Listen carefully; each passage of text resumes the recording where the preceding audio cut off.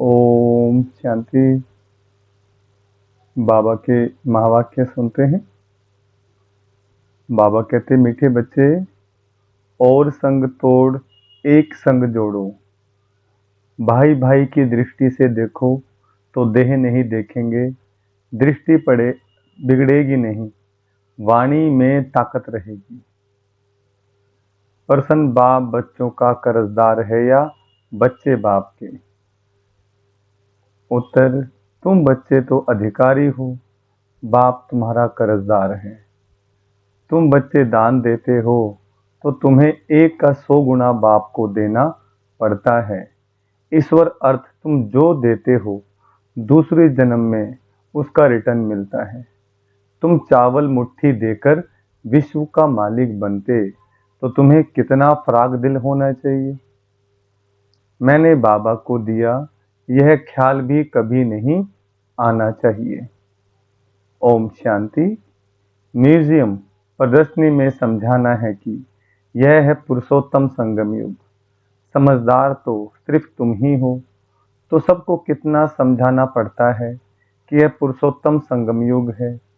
सबसे जास्ती सर्विस स्थान है म्यूजियम, वहाँ बहुत आते हैं। अच्छे सर्विसेबल बच्चे कम हैं। सर्विस स्टेशन सब सेंटर्स हैं। दिल्ली में लिखा है स्पिरिचुअल म्यूजियम, इसका भी ठीक अर्थ नहीं निकलता है। बहुत लोग प्रश्न पूछते हैं, तुम भारत की क्या सेवा कर रहे हो? भगवान वाच है ना, यह है फॉरेस्ट। तुम इस समय संगम पर हो, ना हो फॉरेस्ट के, ना हो गार्डन के। अब गार्डन में जाने का पुरुषार्थ कर रहे हो। तुम इस रावण राज्य को राम राज्य बना रहे हो। तुमसे प्रश्न पूछते हैं, इतना खर्चा कहाँ से आया? बोलो, हम बीके ही करते हैं। राम राज्य की स्थापना हो रही है। तुम थोड़ा रोज आकर समझो कि हम क्या कर रहे हैं। वो लोग सॉवरेंटी को मानते नहीं, इसलिए राजाओं की राजाई खत्म कर दी है। इस समय वो भी तमो प्रधान बन पड़े हैं, इसलिए अच्छे नहीं लगते।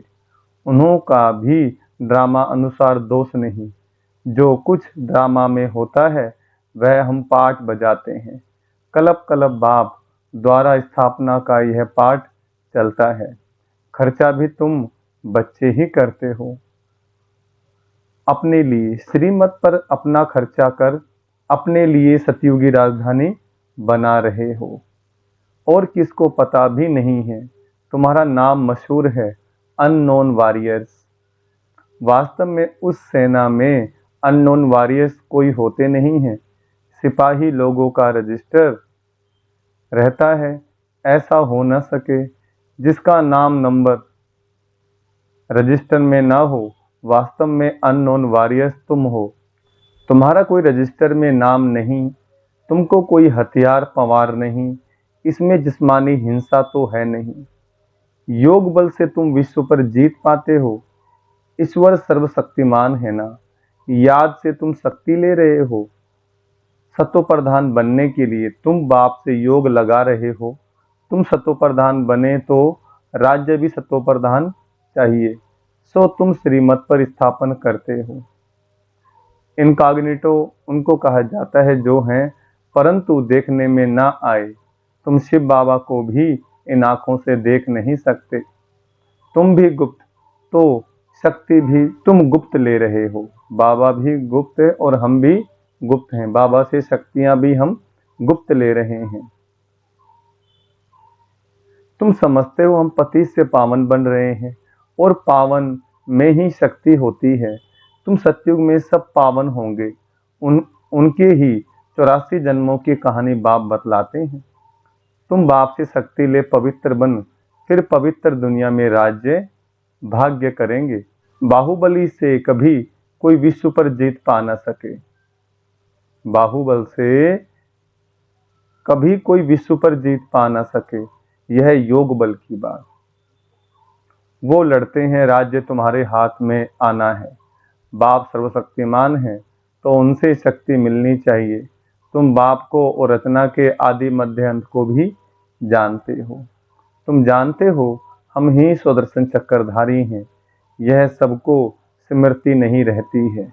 तुम बच्चों को स्मृति रहनी चाहिए, क्योंकि तुम बच्चों को ही है नॉलेज मिलती है, बाहर वाले तो कोई समझ ना सके, इसलिए सभा में बिठाया नहीं जाता। पतित पावन बाप को सब बुलाते हैं, परंतु अपने को पतित कोई समझते नहीं है। ऐसे ही गीत गाते रहते हैं, पतित पावन सीताराम।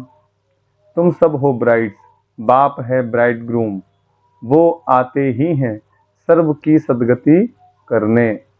तुम बच्चों को श्रृंगार कराते हैं। तुमको डबल इंजन मिली है। रोल्स रॉयल्स में इंजन बहुत अच्छी होती है। बाप भी ऐसे हैं, कहते हैं पतित पावन आओ, हमको पावन बनाकर साथ ले जाओ। तुम सब शांत में बैठे हो, कोई झांझ आदि नहीं बजाते, तकलीफ की बात नहीं। चलते फिरते बाप को याद करते रहो, जो मिले उनको रास्ता बताते रहो। बाप कहते हैं मेरे व लक्ष्मी नारायण राधे कृष्ण आदि के जो भक्त हैं, उनको यह दान देना है, व्यर्थ नहीं गंवाना है। पात्र को ही दान दिया जाता है। पतित मनुष्य पतित को ही दान देते रहते हैं। बाप है सर्वशक्तिमान, उनसे तुम शक्ति लेकर उत्तम बनते हो। रावण जब आता है उस समय भी संगम हुआ। त्रेता और द्वापर का यह संगम है। कलयुग और सतयुग का ज्ञान कितना समय और भक्ति कितना समय चलती है, यह सब बातें तुमको समझकर समझानी है। मुख्य बात है बेहद के बाप को याद करो। जब बेहद का बाप आते हैं तो विनाश भी होता है। महाभारत लड़ाई कब लगी? जब भगवान ने राजयोग सिखाया था। समझ में आता है नई दुनिया का आदि, पुरानी दुनिया का अंत अर्थात विनाश होना है। दुनिया घोर अंधियारे में पड़ी है, अब उनको जगाना है। आधा कल्प से सोए पड़े हैं। बाप समझाते हैं अपने को आत्मा समझ, भाई भाई की दृष्टि से देखो। तो तुम जब किसको ज्ञान देंगे तो तुम्हारी वाणी में ताकत आएगी। आत्मा ही पावन और पतित बनती है।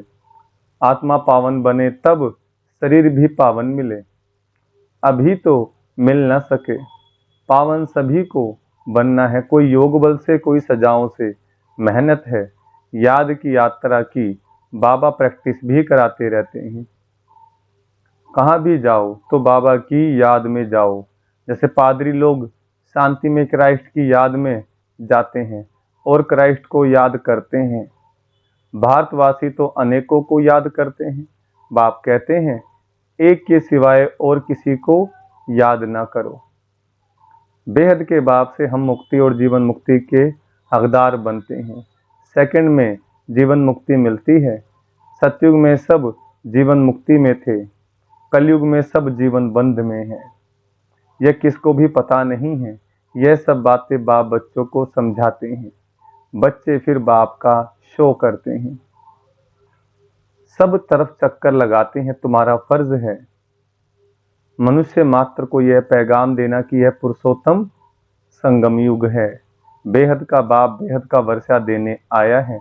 बाप कहते हैं मामेकम याद करो तो विक्रम विनाश होंगे, पाप कट जाएंगे। यह सच्ची गीता जो बाप सिखलाते हैं। मनुष्य मत से गिरे हो, मनुष्य मत से गिरे हो, भगवान की मत से तुम वर्षा ले रहे हो। मूल बात है उठते बैठते चलते फिरते बाबा को याद करते रहो और परिचय देते रहो। बैज तो तुम्हारे पास है, फ्री देने में हर्जा नहीं है, परंतु पात्र देख करके। बाबा का जो बैज है ये देना है, लेकिन उसको जो धारणाओं में चले, नियम मर्यादाओं में चले। बाप बच्चों को उल्हाना देते हैं कि तुम लौकिक बाप को याद करते हो और मुझ पारलौकिक बाप को भूल जाते हो। लज्जा नहीं आती? तुम ही पवित्र प्रवृत्ति मार्ग के गृहस्थ व्यवहार में थे, फिर अब बनना है। तुम हो भगवान के सौदागर। अपने अंदर देखो, बुद्धि कहाँ भटकती तो नहीं है। बाप को कितना समय याद किया? बाप कहते हैं और संग तोड़ एक संग जोड़ो। भूल नहीं करनी है, यह भी समझाया है। भाई भाई की दृष्टि से देखो तो देह नहीं देखेंगे, दृष्टि बिगड़ेगी नहीं। मंजिल है ना, यह ज्ञान अभी ही तुमको मिलता है। भाई भाई तो सब कहते हैं, मनुष्य कहते हैं ब्रदरहुड। यह तो ठीक है, परमपिता परमात्मा की हम संतान हैं। फिर यहाँ क्यों बैठे हो? बाप स्वर्ग की स्थापना करते हैं तो ऐसे ऐसे समझाते उन्नति को प्राप्त करते रहो। बाप को सर्विसेबल बच्चियां बहुत चाहिए। सेंटर्स खुलते जाते हैं, बच्चों को शौक है, समझते हैं बहुतों का कल्याण होगा, परंतु टीचर संभालने वाली भी अच्छी महारथी चाहिए। टीचर्स भी नंबरवार हैं। बाबा कहते हैं जहाँ लक्ष्मी नारायण का मंदिर हो, शिव का मंदिर हो, गंगा का कंठा हो, जहाँ बहुत भीड़ होती हो, वहाँ सर्विस करनी चाहिए। समझाओ, भगवान कहते हैं काम महाशत्रु है। तुम श्रीमत प्रमाण सर्विस करते रहो, यह तुम्हारा ईश्वरीय परिवार है। यहाँ 7 रोज भट्टी में आकर परिवार के साथ रहते हो। तुम बच्चों को बहुत खुशी होनी चाहिए। बेहद का बाप जिससे तुम पद्मा पदम भाग्यशाली बनते हो। दुनिया जानती नहीं कि भगवान भी पढ़ा सकते हैं। यहाँ तुम पढ़ते हो तो तुमको कितनी खुशी होनी चाहिए। हम ऊंचते ऊंच जाने के लिए पढ़ रहे हैं, कितना फराक दिल होना चाहिए। बाप के ऊपर तुम कर्ज चढ़ाते हो, ईश्वर अर्थ जो देते हो, दूसरे जन्म में इनका रिटर्न लेते हो ना। बाबा को तुमने सब कुछ दिया तो बाबा को भी सब कुछ देना पड़ेगा। मैंने बाबा को दिया, यह कभी ख्याल नहीं आना चाहिए। बहुतों के अंदर चलता है हमने इतना दिया, हमारी खातिरी क्यों नहीं हुई। तुम चावल मुट्ठी देकर विश्व की बादशाही लेते हो। बाबा तो दाता है ना। राजाएं रॉयल होते हैं, पहले पहले जब मुलाकात होती है तो हम नजराना देते हैं। वे कभी हाथ में नहीं लेंगे, सेक्रेटरी तरफ इशारा करेंगे, तो शिव बाबा जो दाता है वह कैसे लेंगे? यह बेहद का बाप है ना। इनके आगे तुम नजराना रखते हो, परंतु बाबा तो रिटर्न में 100 गुना देंगे। तो मैंने दिया, यह ख्याल कभी नहीं आना चाहिए। हमेशा समझो हम तो लेते हैं, वहां तुम पदमपति बनेंगे। तुम प्रैक्टिकल में पद्मा पदम भाग्यशाली बनते हो। बहुत बच्चे फराक दिल भी हैं, तो कई मनहूस कंजूस भी हैं। समझते ही नहीं है कि पद्मा पदमपति हम बनते हैं, हम बहुत सुखी बनते हैं। जब परमात्मा बाप गैर हाजिर है तो इनडायरेक्ट अल्पकाल के लिए फल देते हैं, जब हाजिर है तो 21 जन्म के लिए देते हैं। माना द्वापर से कलयुग तक हमने जो भी दान पुण्य किए वो क्या थे? इनडायरेक्ट, तो वो 1 जन्म के लिए मिलता है। अभी बाबा सामने डायरेक्ट आए हैं, पढ़ा रहे हैं हम बच्चों के लिए। अब हम जो भी तन मन धन से सेवा करते हैं उसका पदम गुना हम बच्चों को मिल जाता है। यह गाया हुआ है शिव बाबा का भंडारा भरपूर। देखो ढेर बच्चे हैं, किसको भी यह मालूम नहीं कि कौन क्या देते हैं। बाप जाने और बाप की गोथरी माना ब्रह्मा जाने, जिसमें बाप रहते हैं, बिल्कुल साधारण। इस कारण बच्चे यहाँ से बाहर निकलते हैं तो वह नशा गुम हो जाता है। ज्ञान योग नहीं तो खिटखिट चलती रहती है। अच्छे अच्छे बच्चों को भी माया हरा देती है, माया बेमुख कर देती है। शिव बाबा जिसके पास तुम आते हो उनको तुम याद नहीं कर सकते हो। अंदर अथाह खुशी होनी चाहिए।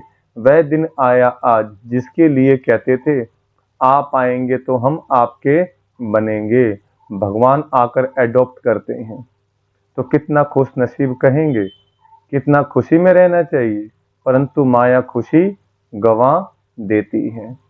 अच्छा, मीठे मीठे सिकलदे बच्चों प्रति माता पिता बाप दादा का याद प्यार और गुड मॉर्निंग। रूहानी बाप की रूहानी बच्चों को नमस्ते। हम रूहानी बच्चों की रूहानी बाप दादा को नमस्ते। धारणा के लिए मुख्य सार है। पहला पॉइंट, भगवान ने हमें एडॉप्ट किया है, वही हमें टीचर बनकर पढ़ा रहे हैं। अपने पदमा पदम भाग्य का सिमरण कर खुशी में रहना है। दूसरा, हम आत्मा भाई भाई हैं, ये दृष्टि पक्की करनी है। देह को नहीं देखना है, भगवान से सौदा करने के बाद फिर बुद्धि को भटकाना नहीं है। वरदान, इस अलौकिक जीवन में संबंध की शक्ति से अविनाशी स्नेह और सहयोग प्राप्त करने वाली श्रेष्ठ आत्मा भव। वरदान का विस्तार, इस अलौकिक जीवन में संबंध की शक्ति आप बच्चों को डबल रूप में प्राप्त है। एक बाप द्वारा सर्व संबंध, दूसरा देवी परिवार द्वारा संबंध। इस संबंध से सदा निस्वार्थ स्नेह, अविनाशी स्नेह और सहयोग सदा प्राप्त होता रहता है। तो आपके पास संबंध की भी शक्ति है। ऐसी श्रेष्ठ अलौकिक जीवन वाली शक्ति संपन्न वरदानी आत्माएं हो, इसलिए अर्जी करने वाले नहीं, सदा राजी रहने वाले बनो। स्लोगन, कोई भी प्लान विदेही साक्षी बन सोचो तो, और सेकंड में प्लेन स्थिति बनाते चलो। अच्छा, ओम शांति।